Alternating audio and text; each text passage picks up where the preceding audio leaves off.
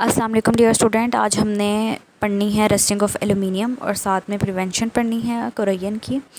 तो does aluminium rust, क्या aluminium को रस्ट लगता है?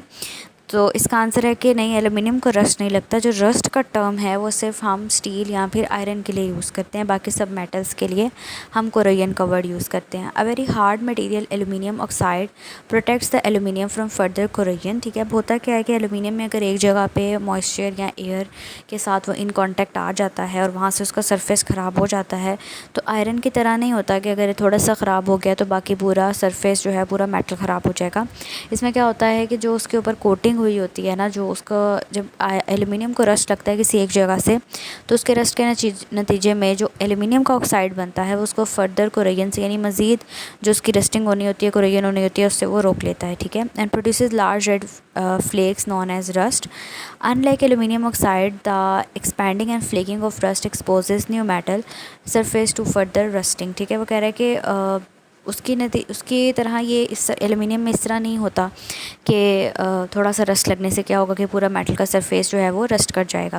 प्रिवेंशन क्या है, हम किस तरह से इसको प्रिवेंट कर सकते हैं? पहला मेथड ये है कि हम उसके ऊपर जो स्टेन्स हैं उसको रिमूव कर दें। स्टेन्स यानी कि मैंने आपको पहले भी बताया था कि मेटल का स्टेन्स का मतलब ये होता है कि उसके ऊपर जो आपने पेंट किया होता है, जो कोटिंग की होती है, वो कहीं से रिमूव हो जाए। ठीक है, the reasons of stain is in an iron rod act as a side for corrosion if the surface of iron is properly cleaned. अगर आप उसको अच्छे से क्लीन कर लो और उसके ऊपर जो स्टेन्स लगे हुए उनको रिमूव कर लो तो आप रस्टिंग को प्रिवेंट कर सकते हो। ठीक है, दूसरा है कि पेंटिंग कर लें आप उसकी, या ग्रीसिंग कर लें। ग्रीसिंग और painting the surface of the iron can prevent the rusting of iron.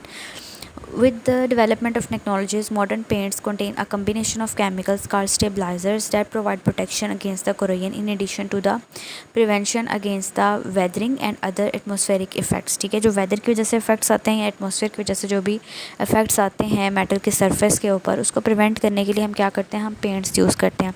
और वो पेंट्स ऐसे पेंट्स होते हैं जिनके अंदर स्टेबलाइज़र्स लगाए होते हैं। ठीक है, स्टेबलाइज़र्स क्या करते हैं कि उस पेंट को ख़राब नहीं होने देते।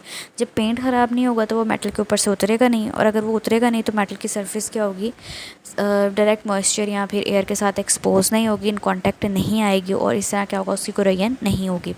तीसरा मेथड है एलॉइंग। कि आप एलॉइंग का मतलब क्या होता है कि आप एक या दो या तीन मेटल्स का मिक्सचर ले लेते हो। ठीक है, alloy is a homogeneous mixture of one metal with other metal or non-metal. Alloying of iron with other metal has proved to be very successful technique against rusting. The best example of alloying is the stainless steel, which is a good combination of iron, chromium and nickel. अगर हम खाली iron का pot लेते हैं, ठीक है, यानी जो हमारे बर्तन हैं अगर खाली वो आयरन के बने होते तो जैसे ही हम उसको पानी में डालते तो क्या होता है, या उसके ऊपर थोड़ा सा मॉइस्चर लगता, उसने रस्ट कर जाना था। लेकिन हम क्या करते हैं, हम स्टेनलेस स्टील को यूज़ करते हैं जो कि मिक्सचर होता है किसका, आयरन का, क्रोमियम का और निकल का, जिसको रस्टिंग से प्रिवेंट करते हैं। ठीक हो गया।